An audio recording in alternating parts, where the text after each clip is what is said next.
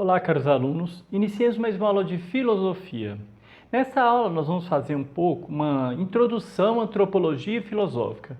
Na verdade, essa aula já foi realizada em outro vídeo, mas a pedido de alguns alunos, eu estou regravando por causa do áudio de fundo do outro vídeo que prejudicou um pouco a compreensão da aula. Então eu vou gravar de uma forma um pouco diferente, lógico que as abordagens vão ser idênticas, né? Só que de uma forma um pouco diferente. Então vamos lá. A antropologia filosófica é o quê? Ela é um ramo da filosofia, só que ela não está catalogada entre as grandes áreas do filosofar, que a gente já falou em outras aulas. Por exemplo, metafísica, ética, política, estética, lógica, epistemologia, filosofia da linguagem, etc. Ela está ligada a todas essas áreas, mas ela não é uma área, ela é como se fosse uma grande área que está ligada a todas elas. Por quê? Porque exatamente fala do homem. Antropologia filosófica é estudo e compreensão do homem em sua totalidade. Porque antropo significa exatamente homem, logia estudo do homem. Isso é como que o homem se expressa nas suas diversas dimensões. E na antropologia filosófica, nós temos duas perguntas fundamentais. O que é o ser humano e o que distingue o ser humano das demais espécies do planeta?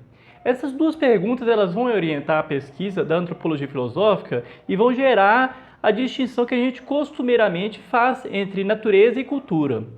Então, para ilustrar, eu falava no vídeo também de um mito, o mito de Prometeu e Epimeteu. Eu gosto muito que ele ilustra bastante isso.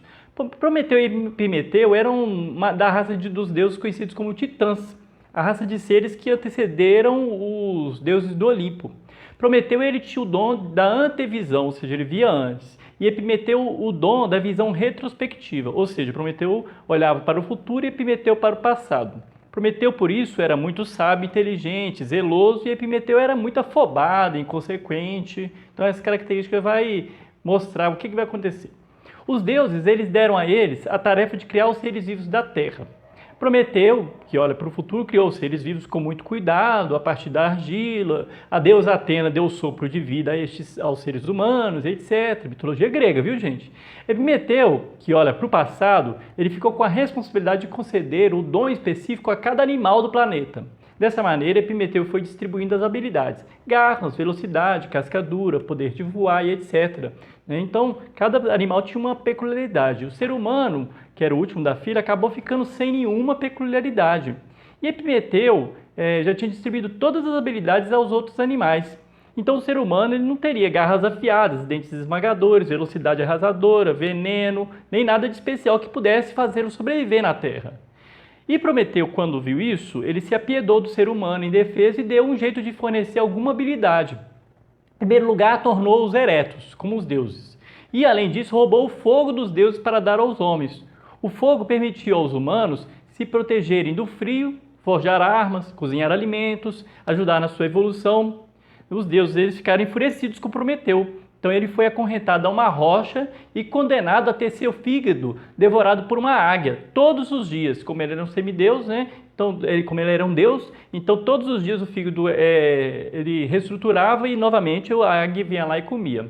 O fígado crescia e a águia comia de novo, e assim por diante, eternamente.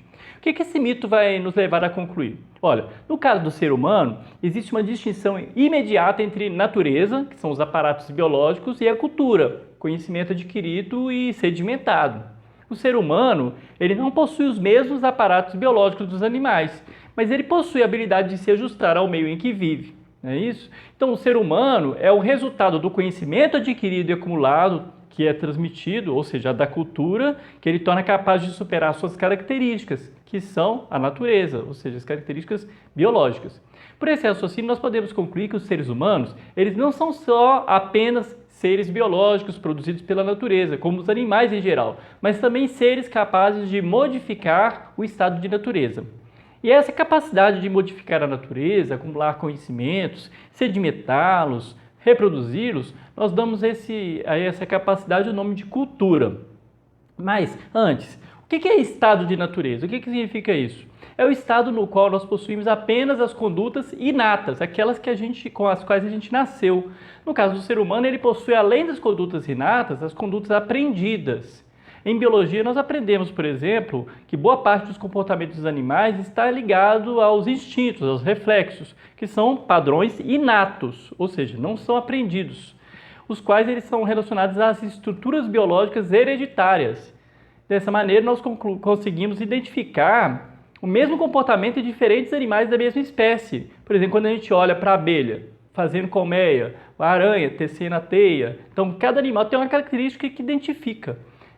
Mas mesmo entre os animais, nós temos alguns tipos de comportamentos mais flexíveis e imprevisíveis, de acordo com a circunstância ambiental. Por exemplo, cães e gatos. Muitas vezes eles são vistos por nós como se possuíssem uma personalidade, devido a algumas atitudes deles. Em chimpanzés e gorilas também, a gente pode encontrar algumas capacidades elementares de raciocínio. Mas, ao comparar esses animais, que eu acabei de falar que têm uma certa personalidade, ao próprio ser humano, a gente vai perceber grandes diferenças. Por exemplo, apenas o ser humano possui uma linguagem simbólica, ou seja, um sistema de símbolos que representam algo no mundo e que podem transmitir conhecimento. Por exemplo, a gente tem vários sistemas de símbolos. Nós temos a própria língua, as palavras, o alfabeto, as placas de trânsito, os gestos, igual eu estou aqui falando, estou mexendo nas mãos. Quando eu faço assim, eu estou afirmando, eu faço assim, estou negando, não é isso? Então, são símbolos. Essa linguagem simbólica é o que faz aprender, elaborar o conteúdo aprendido e promover inovações com suas invenções.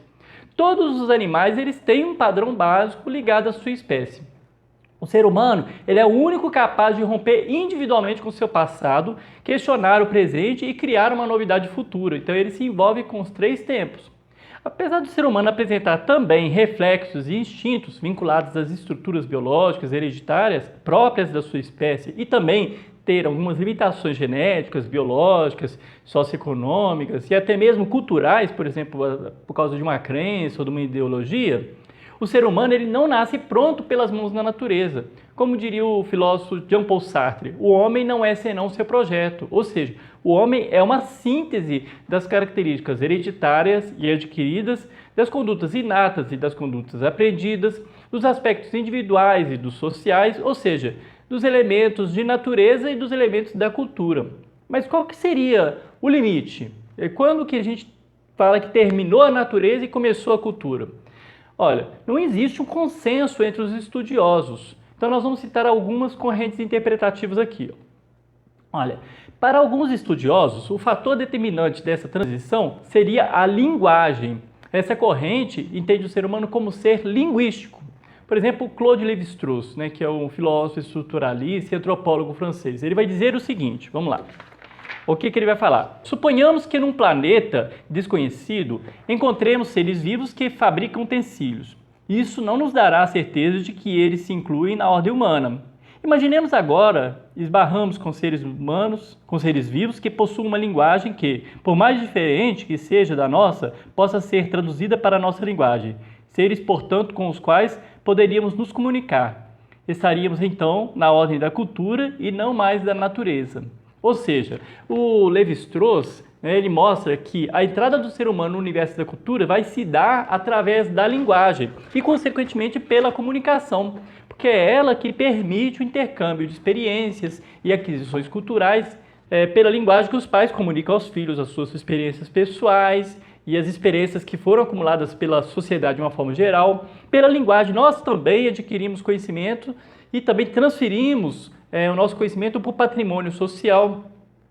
Agora, tem uma outra vertente interpretativa que foi fundada por Karl Marx, que ele vai dizer o seguinte, que é o trabalho que diferencia o homem, através do processo de produção da vida material. Ele vai escrever isso, uma obra chamada Ideologia Alemã.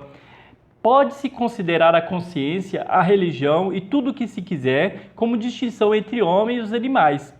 Porém, essa distinção só começa a se efetivar quando os homens iniciam a produção dos seus meios de vida. Então, ou seja, é o trabalho, ou seja, é o modo como os seres humanos constroem sua vida material que dá origem à elaboração da sua vida espiritual e das relações sociais, formando o conjunto que constitui a cultura.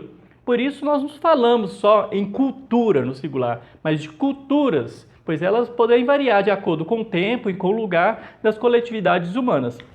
Então, eu espero que tenha sido claro, é uma aula bem rápida, uma pincelada bem geral nas principais características dessa distinção entre natureza e cultura, condutas inatas e condutas aprendidas, né, e principalmente nas perguntas fundamentais da antropologia filosófica. Então, até a próxima aula.